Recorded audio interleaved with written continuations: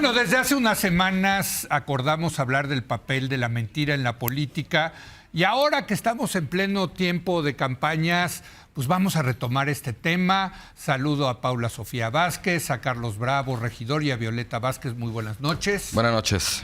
Y voy a empezar con Violeta porque ella es lingüista. Y entonces quiero que nos definas, la lingüista, qué es una mentira. Bueno, sí, de hecho yo quería empezar con estas definiciones, ¿no? Me gustaría distinguir tres cosas, ¿no? Hay tres maneras de decir algo falso. Sí. Ajá. Una de ellas es lo que llamamos la mentira, que es directamente aseverar algo, no solamente que es falso, sino que la propia persona no cree, ¿no? No es nada más aseverar lo falso, sino además lo que sabemos que es falso. Sí. Con la intención de inducir a la falsedad a nuestro interlocutor. Esa es una mentira. La mentira puede desmentirse porque es un acto de habla frontal. Es distinto del error, porque el error puede consistir en decir algo falso, pero que uno cree que es verdadero. Sí. ¿no? Porque te equivocaste. Porque te equivocas, porque tienes otra información, yo qué sé. Sí. Y entonces el error también es una manera de decir algo falso, pero sin la intencionalidad de hacer caer a tu interlocutor en una creencia falsa. Ok. Y luego, por último, está el engaño.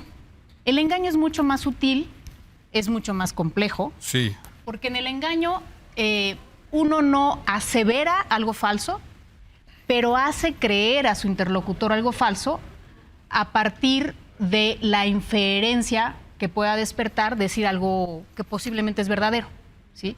Entonces, el engaño tiene la intencionalidad de la mentira, pero sin la frontalidad de la mentira. Por eso el engaño no se puede desmentir tan fácilmente. Sí. A eso me refería yo la vez pasada con eso de que andar contando mentiras pues es un despropósito, porque muchas de esas cosas que llamamos mentiras en realidad son engaños. Es decir, inducciones a la falsedad, pero a partir de cosas que pueden ser verdaderas. Pero entonces tú dirías que lo intrínseco a la política es más el engaño que la mentira. Yo creo que lo que es común al engaño y a la mentira es la falta de sinceridad de los interlocutores. Es la falta de sinceridad y el deseo de manipulación, de hacerte creer algo que yo sé que es falso. Sí. Y esas dos cosas lo que tienen en común es, yo llamaría que el problema no es la mentira o el engaño, sino la falta de sinceridad, la insinceridad, ¿no? No es nada más la mentira, sino también la falta de Carlos, sinceridad. y entonces en ese sentido, ¿qué es intrínseco a la política? Mira, yo creo de entrada, me gusta mucho esta taxonomía que propone Violeta, porque justo creo que ahí hay una diferencia, digamos, entre esa aproximación y una aproximación desde el análisis político, porque en el análisis político la intencionalidad siempre es una caja negra. Nunca sabemos en realidad si el político cree o no cree lo que nos dice, si nos está engañando, si es un error o si es incluso un autoengaño, ¿no?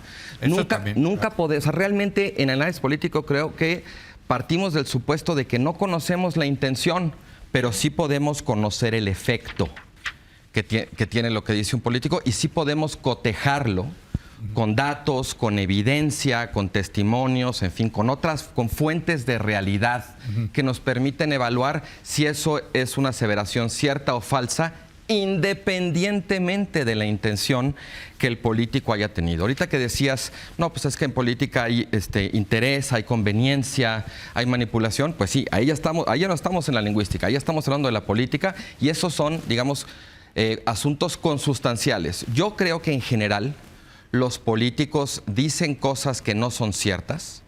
Yo creo que los políticos mienten porque en la política es muy difícil, decía George Orwell, que el lenguaje político no está hecho para decir la verdad. El lenguaje político está hecho para tratar de persuadir y en muchos casos para engañar. A veces también ocurre que hay una anécdota increíble de Jesús Silva Herzog, digamos, segundo, ¿no? Sí.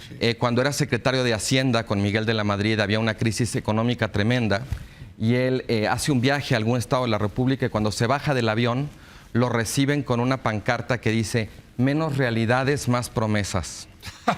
¿No? O sea, también de pronto la propia población demanda a eso iba, que no le den verdades tan duras. Ahora, nada más para terminar de hacer como este primer cuadro, yo diría que tenemos esas dos cosas, pero también tenemos una tercera, que es el hecho de que podamos reconocer que la mentira o la falsedad o la ficción, como diría Valeria, es consustancial a la política, no quiere decir que tengamos que aceptarlo.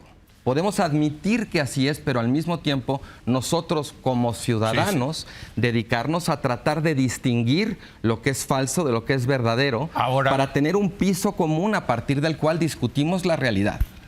Ahora estamos en época de campañas electorales, donde pues la gente muchos quieren que le mientan.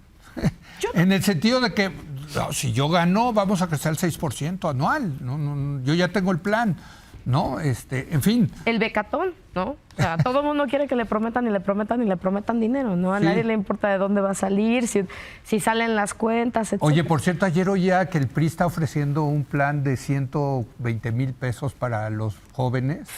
¿Para qué empieces? Para que empieces. Para cambiar el acta de nacimiento. Para que se hagan de sus cositas. Exacto. Dices. ¿Cómo ves? Yo creo que me encantó las intervenciones, pero creo que en este proceso electoral yo vería un tema que agarra un poco de lo que dice Carlos. No es que la gente quiera que le mientan, yo creo que estas son las elecciones de la posverdad. Creo que el tema del que estábamos partiendo, del primer punto que dices, hay una realidad que la gente ve y que todo mundo puede tener una opinión o una percepción distinta de esa realidad, pero una realidad que existe. Creo que en este proceso electoral estamos viendo que hay gente que dice, voy a negar esta realidad.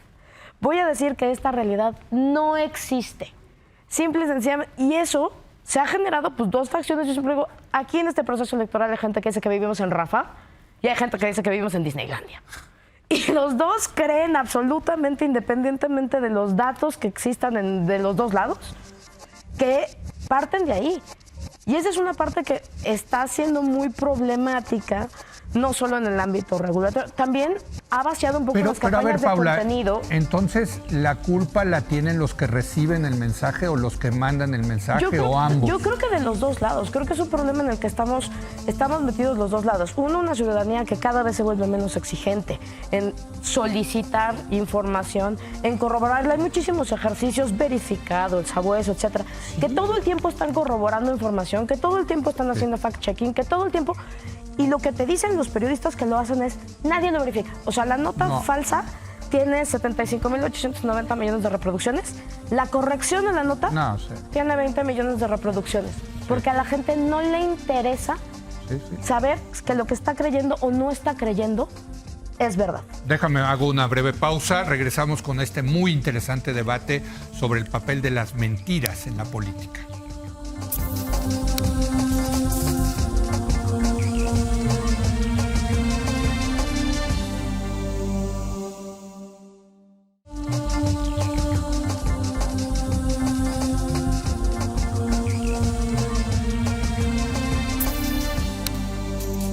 Oiga, está muy bueno este debate sobre las mentiras, el papel de las mentiras en la política. Hijo, yo tengo tantas cosas que decir, pero mejor se las paso a ustedes. A ver, Violeta, venga, ¿qué dices al respecto? Bueno, yo creo que lo que dice Paula Sofía es, estoy de acuerdo en una parte y en otra no. Es verdad que las mentiras o las noticias falsas, entre comillas, se reproducen con mucha más viralidad que sus desmentidos, ¿no? Que sí llegan. Un ejemplo que, por ejemplo, me recordaba a nuestro compañero Héctor Alejandro Quintanar, es una vez que Germán Martínez dijo que AMLO no se había titulado de la UNAM. Y luego la UNAM salió a decir, sí, claro que sí, aquí está el título. Sí. Y entonces él fue de nuevo al programa y pidió disculpas. Sí, sí. Eso nunca se reprodujo. Pero la primera cosa falsa que dijo, esa sigue saliendo y saliendo y saliendo cada tantos años. No estoy de acuerdo con el diagnóstico de Paula de que es que a la gente no le interesa. Más bien creo que los medios no lo retoman, que no se da suficiente énfasis, ¿no? Porque no creo que es nada más una cuestión de que la gente decide, ¿no? También hay ciertos filtros para la información que le llega a la gente, ¿no? Pero ¿y con las redes sociales hoy, Violeta? Las redes sociales tampoco son tan orgánicas, que, por cierto, como creemos, ¿no? Están llenas de mentiras, es donde más mentiras hay. Están llenas de mentiras, sí, exactamente. Sí. Ahora, hay una cosa que a mí me gustaría destacar y que yo sé que aquí mis colegas no van a estar de acuerdo con esto. Venga. Pero yo creo que el gran cambio cultural, político, con el que yo podría resumir este periodo de la Cuarta Transformación, es haberle devuelto a la política el valor de la sinceridad. No tanto el de decir la verdad, porque yo creo que el presidente se equivoca, puede ser que le oculten información, puede ser que diga, que tenga otros datos, puede ser que tenga opiniones, ni verdaderas ni falsas, porque las opiniones no son ni verdaderas ni falsas, que no nos gusten, puede ser que tenga un enfoque desagradable, lo que ustedes gusten y manden. Pero creo que le devolvió a la política el valor de decir lo que cree. Por eso creo que los análisis psicológicos... Lo que él cree. O sea, y por ejemplo, decir que México va a tener un sistema de salud mejor que el de Dinamarca. Yo creo que las declaraciones del presidente son sinceras, no necesariamente verdaderas. Pero el valor, por eso lo que decía al principio, el valor que se está rescatando de la política es que la política no tiene por qué ser esa ciencia de engaño o arte de engaño. Tiene que ser, pues puede ser una comunicación honesta en el sentido de que la gente diga lo que cree. Sí quiero que entre ustedes, pero porque está muy interesante lo que dice Violeta, Carlos. Justamente por eso terminaba yo mi intervención anterior con la importancia de que haya un piso común en la conversación pública. Hay esta vieja idea que describe al periodismo como decirle a la gente lo que la gente preferiría no oír y decírselo por su propio bien. O sea, en la medida en que nos volvemos consumidores de medios de comunicación que solamente dicen aquello que queremos escuchar y que cualquier cosa que no coincide con nosotros automáticamente la descalificamos, estamos erosionando ese piso común de verdad que necesita la vida pública. No lo necesitan los políticos, pero sí lo necesitamos los ciudadanos para poder evaluar, digamos, realísticamente lo que están haciendo. A mí no me parece que este régimen represente un régimen de sinceridad. Yo creo que representa un régimen de posverdad, precisamente por eso. Porque la diferencia entre la mentira y la posverdad es que la mentira, promueve una falsedad, pero la posverdad lo que promueve es la irrelevancia de la verdad. Y a mí me da igual que el presidente esté siendo o no esté siendo sincero con lo que dice. Lo que me importa es que lo que dice sea verídico y que a partir de eso podamos conocer mejor la realidad. No que la oculte detrás, digamos, es que esto es lo que yo creo. Pues sí, podrá ser lo que tú crees, pero eso no quiere decir que sea verdadero. Puede ser falso y estás envenenando el debate público con esa falsedad, por muy sincera que sea. A ver, Paula, nos quedan pocos minutos, pero venga. Yo creo que trataría de no pensar en el ciudadano presidente como un ciudadano y más como un presidente, ¿no? Trataría de pensar más en él como un presidente y decir, el Estado político tiene... Exacto. No, pero además como presidente. Sí. O sea, yo creo que hay una obligación exacerbada con el funcionariado público a decir la verdad. O sea, y si estamos hablando... Es sincero en su... qué buena onda para sus relaciones personales, qué buena onda. No es necesariamente el cumplimiento, la sinceridad no es el cumplimiento de obligaciones constitucionales y garantías de derechos. La verdad, la transparencia, la rendición de cuentas con datos reales, con información verídica, con información verificable, es la obligación que tiene un gobernante. Puede decir, esta será mi opinión respecto de esa información, pero tendría la obligación de transmitirla.